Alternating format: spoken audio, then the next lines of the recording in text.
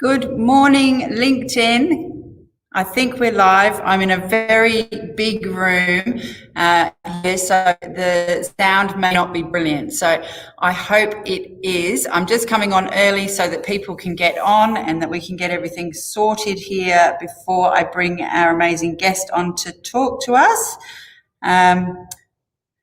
So I'll just get myself sorted here.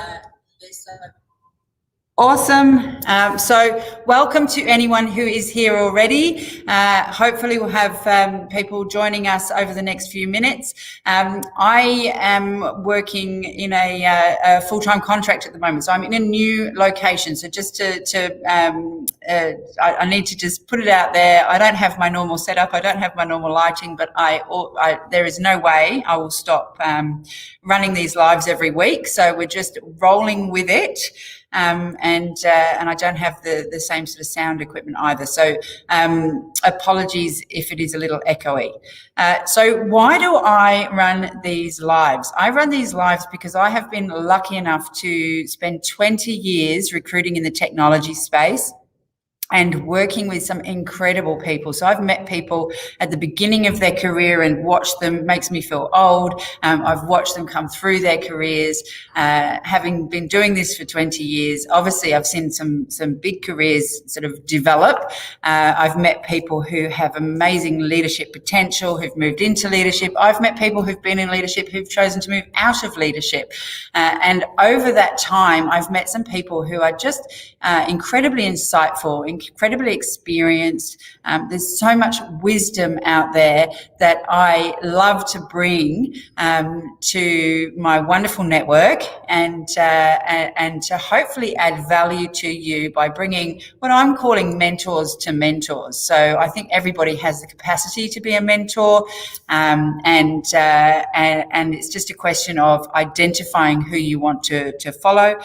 Sometimes, as we've talked about before, you can find people who maybe teach you what not to do, but learning from people who've already, been there, they've trodden the path, they have learned the lessons. So hence, I love bringing experienced leaders from the technology industry on here.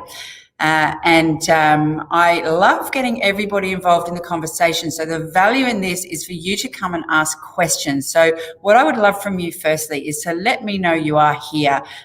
So we know that we are speaking to someone. Let me know where you're watching from, whether you're watching the live, whether you're watching the recording.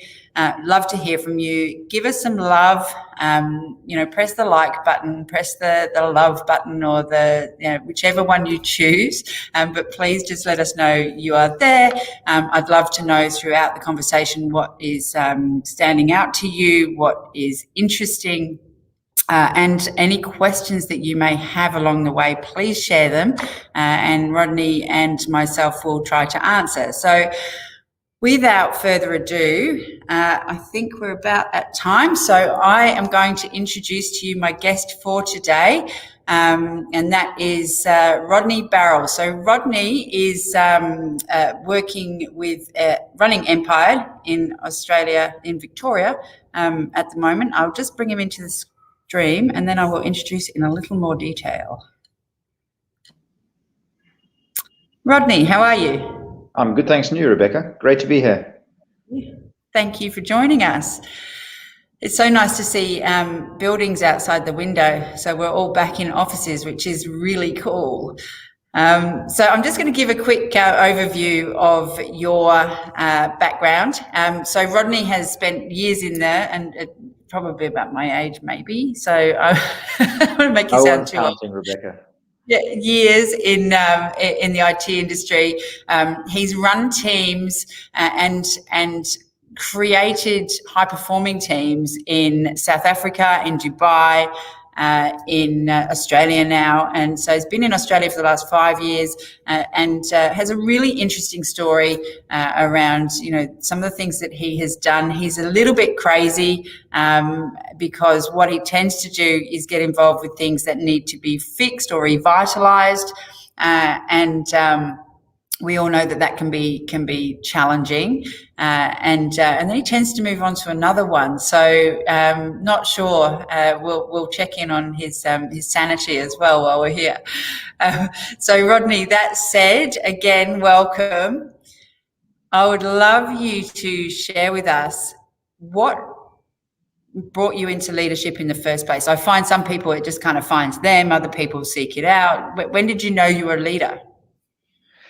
It was probably accidental leadership, Rebecca, and some of it might be the nature versus nurture debate. But I held a lot of leadership positions from school age. But if we take that into the workplace, I was lucky enough to be exposed to some situations early in my career where leadership just needed to be taken. I started my career working for one of the old mainframe giants in South Africa, and it was a struggling organization, just lacking leadership. And where there's a vacuum to be filled, the one thing that I've absolutely learned in my career is fill that vacuum, because that's your opportunity. Just through taking that opportunity, doing things that you often didn't necessarily at the time have the experience or credentials for, just get on and do it. And you often look back and you will be very surprised at what you've managed to achieve. And if I look at it from a managerial perspective, the people that I want in my teams are the people that just get on and do stuff. Don't ask for permission, just get on and do stuff. Those are the leaders that I want to have working underneath me, because then you know that things are going to get taken care of, and it's not always going to come back to you or land back at you as the ultimate leader's lap. So yeah, my advice would be just get on and do stuff, which is what I did early in my career, and it paid well for me. So yeah, that's how I got into it. Yeah, fantastic. And yeah, look, a couple of points there, and I've got more questions on your career, but it's something I often, we've talked about a lot actually on these shows, is you do not have to be named titled leader to be a leader. And so it's picking it up, taking ownership and running with it makes a world of difference. And as you say, it sort of helps you in terms of your career, but it also just really helps you enjoy your work, I think, and sort of achieve something every day, as opposed to sit and wait to be told what to do. 100%. So in moving into leadership, you were in South Africa, you took that on. What were some of the challenges? Because I think often we look at leadership and we go, oh, I could do that better than them, or I can do that. And then you move into leadership and you go, whoa, that's not quite what I expected. I didn't realize it was quite that hard. So what were some of the challenges that you faced? Probably early in my career, there was probably an element of age discrimination. I was leading a team, my mid-20s, of a few older gentlemen at the time, and there's always the perception, who's this young guy coming in, only a few years under his belt. We've been in this business for 20 or 30 years. Why should we listen to them? So gaining the respect of elders in those situations is sometimes challenging. And what I found worked well is you've just got to be open and honest with these guys. You've got to set up the priorities, and you've got to almost come across with I'll call it a no bullshit attitude or approach. And just you win them over through the way that you act and the way that you treat them, and show your vulnerabilities as well. A leader, regardless of their age or their experience, never knows everything. There's always going to be things that other people will know more about. There's always going to be experts that will know more in a particular area. So it's really playing that facilitation role and acknowledging other people's strengths, acknowledging that you're not necessarily the smartest person in the room. And that's certainly one of the things that I've taken with me through my career, is that there's no point in coming to a meeting or sitting around a table as a leader and trying to show that you're the smartest in the room. My belief has always been that if you're a good leader, you are quiet a lot of the time, but you've surrounded yourself with people that know more than you.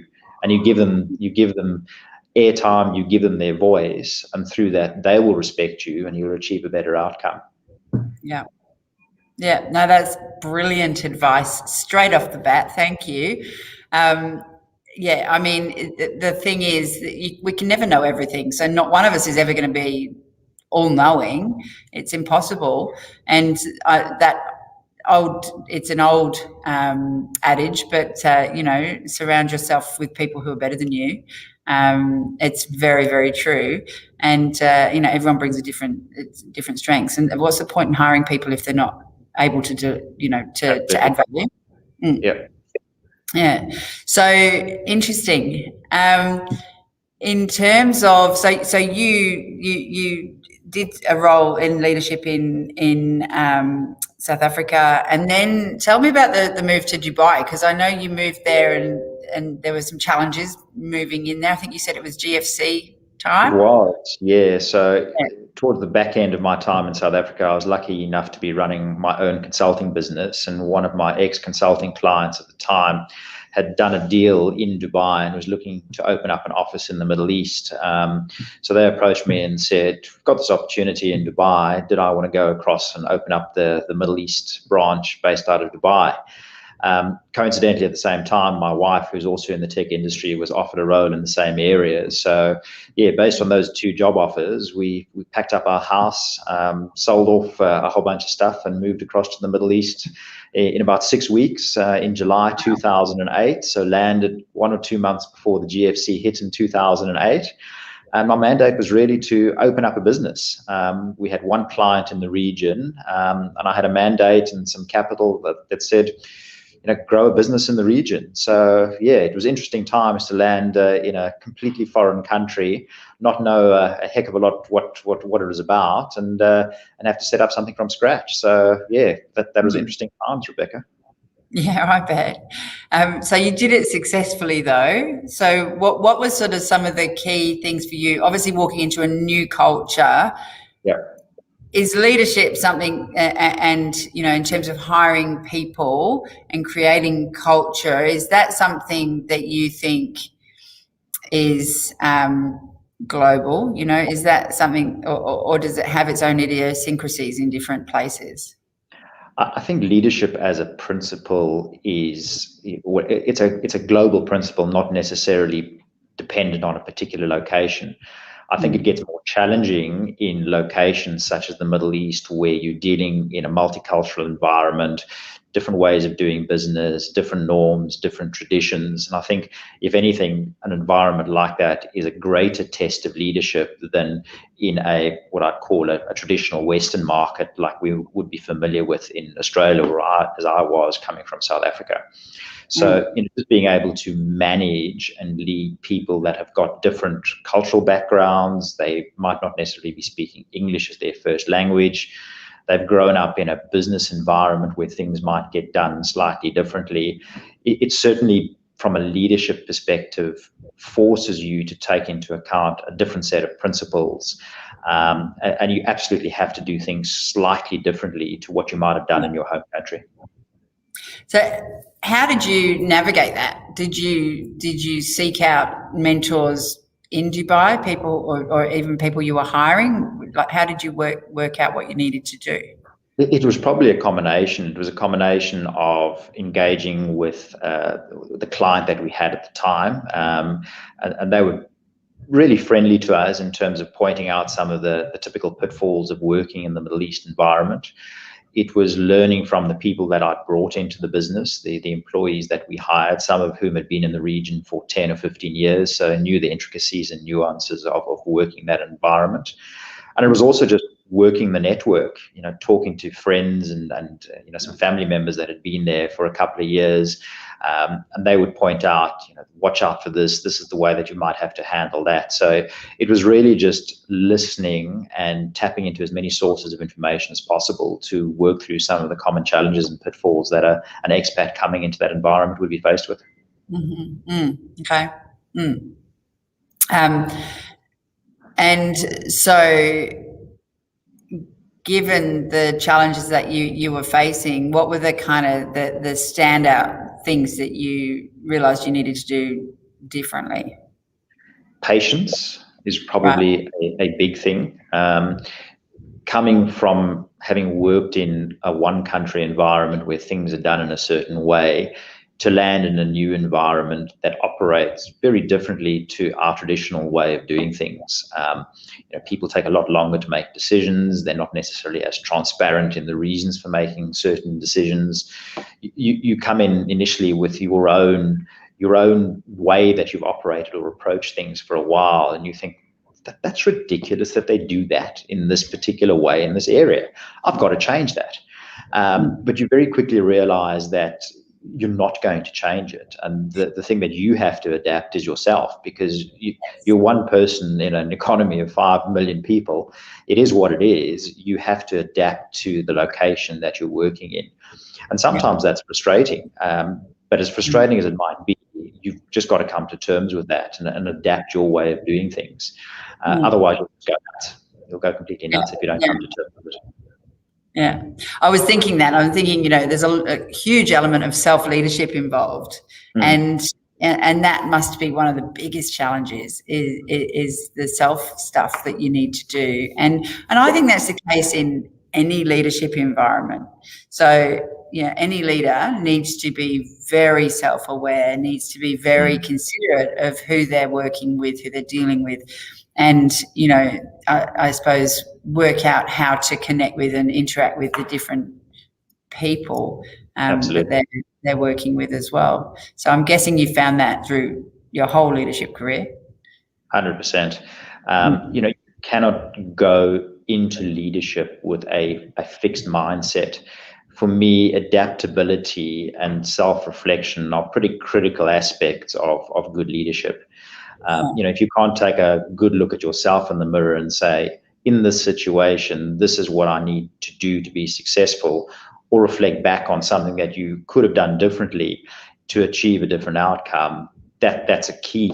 It's a key trait of leadership for me, because otherwise you're just not going to be successful. You're going to be arrogant, you're going to be one-dimensional, and you're not going to succeed. So that self-reflection part is pretty important.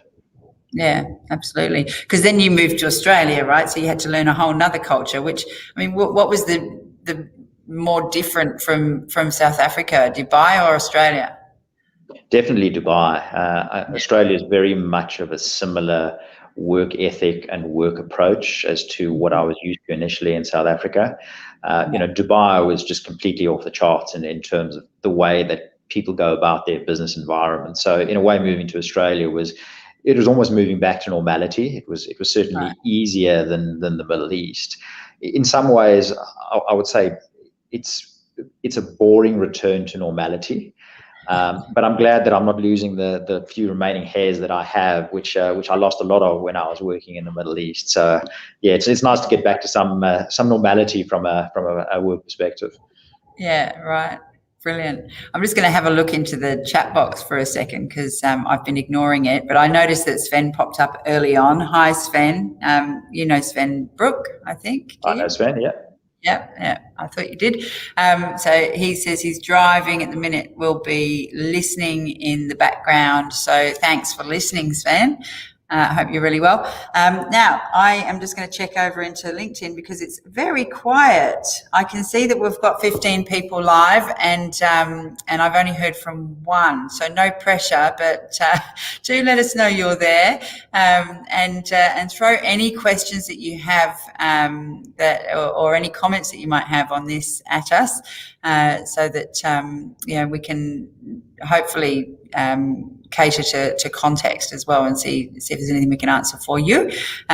We are at 11:45, so sorry, just telling the audience off for a minute and getting them to join in the conversation. Hi, Amy, how are you? So Amy Carter, yeah. I honestly, with my small screen, I'm like an old woman. I need my glasses. Here we go. Let's do that. That's probably better. Showing your age again, Rebecca. I know. You've done a couple of really interesting roles here. So it was Dimension Data and now Empired, and so you're working in that integration space, which has been really transforming and changing, I think, over the last 5 to 10 years. What are some of the sort of key challenges you face as a leader in that sort of environment? Couple come to mind, Rebecca. One is probably effecting change in a large organization. If you look at any global systems integrator working multiple countries, multiple processes, effecting change in a local area is tough. Because there's a lot of things that are outside of your control as a leader.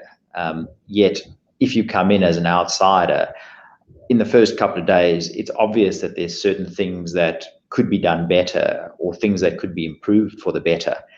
But working through the complexity of a multinational organization to actually deliver that change in a local location is pretty tough.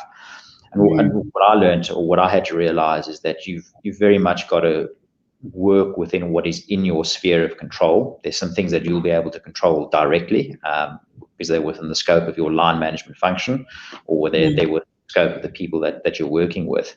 But then there's a whole other raft of influence that you need to try and affect through peers, through colleagues, through other like-minded people in the business, in order to drive that betterment agenda that you probably would have come into the business with as a leader. So yeah, it's coming to that realization as to how do you control what you can control, but then work that sphere of influence to achieve a greater result for the better good of the business. Yeah, right. And that's all about self-control again, and self-awareness, and being able to, I suppose, pick your battles as well. Pick your battles. Work the informal networks quite strongly within the business as well. There's only so much that you can get done through the formal hierarchies in any organization. So making sure that your connection to your peers, connection to like-minded individuals who are pulling in the same direction, wanting to achieve the same thing for the business, that's pretty key to work in parallel to the official structures. That's really powerful, actually, that point. I think, and it's even testimony to the interview process that I rave on about a lot. I've had customers who've wanted to interview 7 times, and my record was 13. Cisco Systems, we won't mention who it was. It was a long time ago. And look, it was because there were so many different divisions that this person was connected to and working across and working through. And the powerful thing was, when he walked in the door, he knew a whole lot of people, could plug into them. He knew what their priorities were, what their thinking was, and so he could sort of connect in with his network, in that environment. So it is really powerful, I think, to be able to find those like-minded people. Yeah, very much so. I'm jumping back into the chat because we've had a couple of people. Sven's. I hope you're not driving, Sven, now. Because you're writing comments. So thank you for the question. Rodney, are you a come back to the office or work where it works kind of guy? It's a combination, Sven. So if I look at what we're doing at Empire at the moment, we're aiming to head towards a 3-2 model. So 3 days in the office, 2 days working from home. Why are we doing that? For us, the people and collaboration and culture connection is pretty important, to have people together. We've struggled, in all honesty, to get a lot of people back into the office, because I think a lot of people have just found it very easy to continue their work from home. And if I look at myself, I drove into the city this morning. It took me 45 minutes, and I was somewhat resentful in the drive to think, bloody hell, I've got to spend 45 minutes driving in, 45 minutes driving home. There's a lot that I could do at that time. It could be an hour of exercise in the morning. It could be an hour spent with kids in the afternoon. But I'll tell you what, when you actually get to the office and you interact with your colleagues that are sitting at the desks around you, that's, for me, has been the power of coming back into the office. Just the office banter, the banter around the sales team, the energy that you pick up from seeing and interacting with other people, that makes the time coming in. Do I think we'll ever get back to a fully 100% back in the office scenario? No, I don't. But I do think it's important to have some sort of a human touch point, so that you don't lose that collaboration and culture component of working together in an office. Yeah, brilliant answer. Interestingly, I'm going to just chime in on this one because I'm recently taken on a full-time contract with Frankie One, so really exciting startup fintech, and same thing, challenge getting people to come back to the office.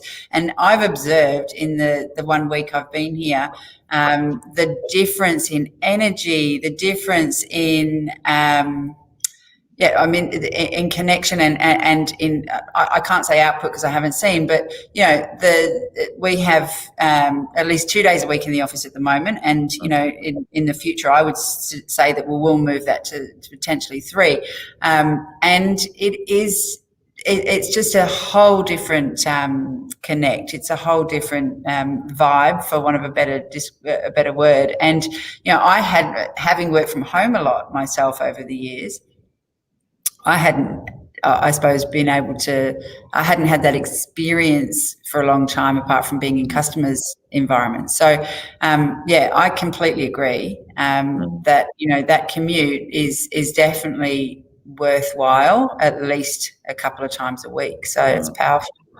But I think from a client perspective as well, Rebecca, and I mean, you would have seen it in your previous days where even you might have been working from home, you'd still engage face-to-face periodically with a client or with a potential candidate. And I think that's what we've also missed as a business, is that client interaction. If I look back since we started the work from home a year or so back, that client intimacy for me has been what has suffered the most. We've become very functional. Yeah, I mean, we might catch up for 3 or 4 minutes at the beginning of a meeting with a client on a Teams meeting or a Zoom call, but you lose that aspect of intimacy that you would have just talking to the client 5 minutes before or after a meeting in their boardroom or going for a coffee with them. And that's for me what we've missed the most, is the intel that you pick up in those situations when talking to clients, the human connection that you make in those moments of time. So I'm very glad to be back in the city periodically and actually engaging with some of our clients in person again. It's a big difference.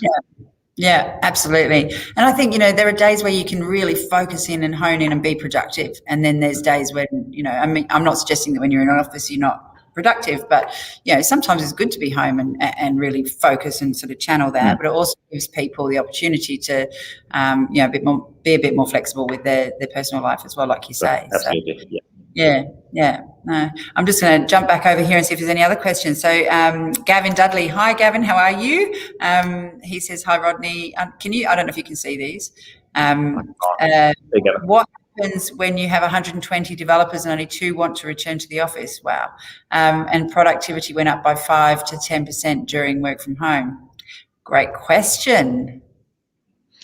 What I would say, Gavin, is you'd almost have to look at how important in-person collaboration would be for these developers.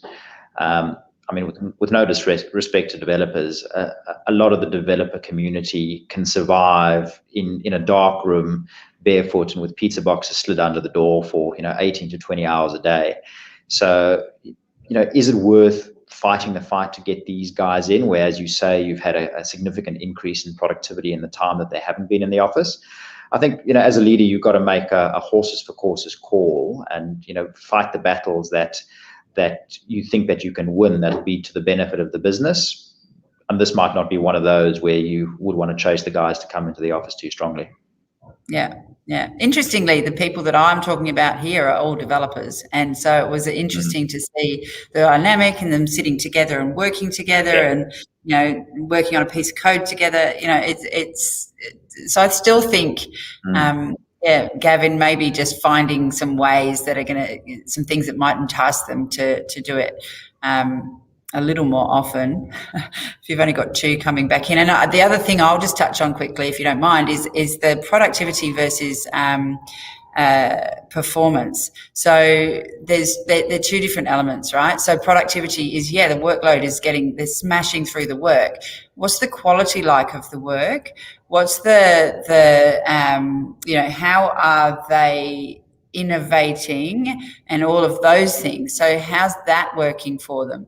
And then there's the element of wellness. So you've got, work from home, you've got people who do fall into patterns and they fall into, depression or things like that. So and we may just assume that because they're developers and they're good at being in a room doing their thing, it's not going to impact them, but there's a very high likelihood it still will. So there's a whole lot of things there, I think, that that speak to the value of having people connecting in properly in physical environment on a regular basis. And I'll just add to that, Rebecca, to say that for me, what's always been dear to my heart in any business that I've worked for is that culture. What is the soul of that organization? And I think it's a very hard thing to get that right completely remotely without some form of interpersonal interaction at some point in time. So, if you look at some of the big global organizations, they run somewhat successfully almost in a completely remote model. But for me, the teams that I've seen that work really successfully, where you've got really strong relationships with people working internally, you have to a certain extent, have that in-person connection. Yeah. And they often run programs as well that enhance these things. So it could be, the catching up once a week to maybe not once a week, but you often get these programs around, giving back and teams doing events for charity and all of those things as well, which is helpful. It doesn't achieve what we're talking about here, but it is a helpful thing to consider in terms of connection and building culture when you can't do it in the office. So I'm going to have thank you to everybody who's getting involved in the conversation. I appreciate it. Jane Issett, I hate driving. I'm so used to working from home when I feel like I'm wasting my time, but yes, do miss the office banter. Yeah, I agree, Jane. I mean, you can sort of look at it that way and go, well, gosh, I could be doing this and this. And for me, even, it's an extra hour of being able to focus on getting the outputs done as well. Someone, and so sorry, I don't know who it was. I'll just see if I can work it out. Sorry, May. Thanks, May. May Chang has said she loves the balance of office 2+3 or 3+2. Yeah, absolutely. Sven is having a chat to Gavin. My view on this one is that if productivity is up and quality is high, stick with it. Find other reasons to bring people together. Yeah, so in terms of building culture, absolutely, Sven, as I was just mentioning, so it's great. So awesome. Choose effective over efficient. People work with people. That one came from, I can't see yet who that's from. It may be May again. So thank you. This is all really valuable, and I think such a relevant conversation right now. Now we are able to come back into the office. So it's gone from, well, how do we build connection and culture when we're working from home to how do we do this thing now? And, how do you run team catch-ups and all the rest of it when you've got hybrids? You've got some in the office, some working from home. And there are people who can't work from home or find it challenging to work from home. So, I think there's all sorts of factors that have to come into it. So, yes. So we have hit 1 minute to 12. So it always surprises me when we get to 12 o'clock. I'd love to ask you one more question, and that is, what is the absolute one thing that if you could only teach upcoming leaders or leaders one thing that's been really powerful for you, what would that one thing be? Don't bullshit anybody. Right. Be honest. Love it. Be honest. In all my experience, if you can give an honest message, regardless of how bad the news is, people always appreciate that over trying to fabricate a story or to cover things up. As hard as it seems, just give the honest truth wherever possible. Yeah, brilliant advice. And that goes to anything, not just leadership. So yeah, anything. Brilliant. I've got one more quick question here. So if you're happy, can I throw that one out there? Yeah. So provided that it's not a difficult one from Sven. This one's from Vanessa Rainsford. Thanks, Vanessa. Vanessa says, has your leadership style changed because of COVID? I wouldn't say that it has, Vanessa.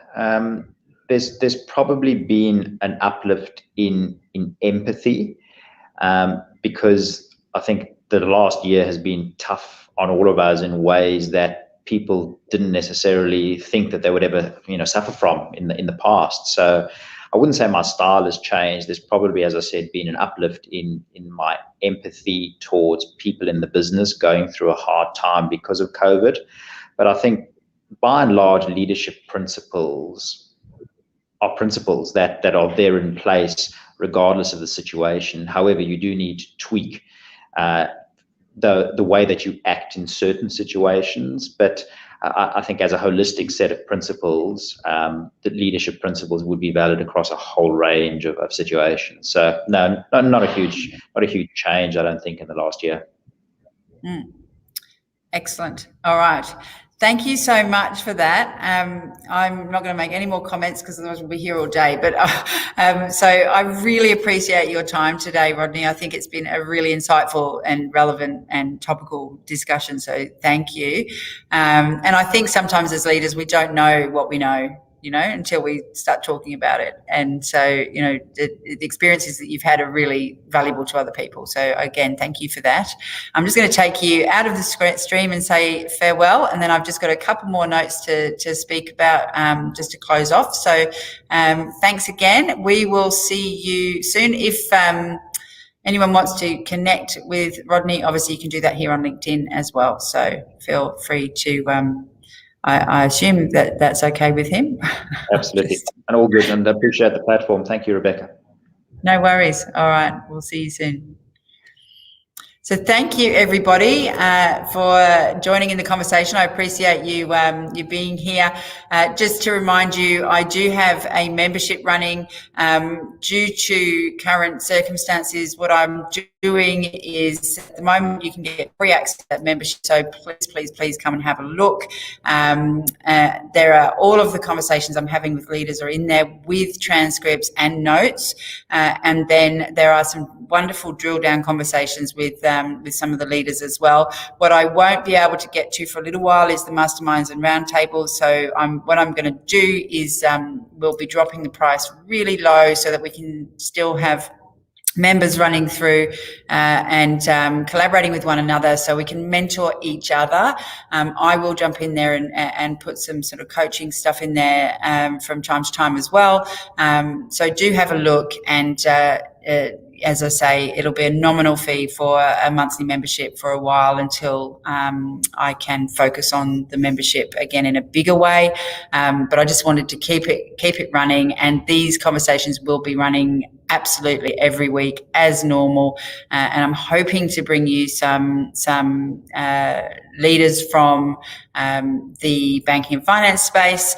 And I'm also excited to be bringing you some really exciting guests over the next few weeks.